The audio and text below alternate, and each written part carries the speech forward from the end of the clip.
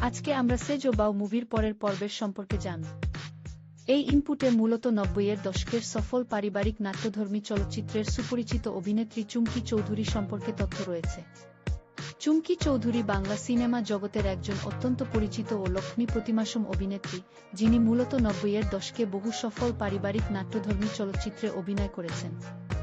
তার শান্ত স্বভাব, গ্রামীণ ও ঐতিহ্যবাহী বাঙালি গৃহবধূর চরিত্রে সাবলীল অভিনয় দর্শকদের হৃদয়ে গভীর ছাপ ফেলেছিল।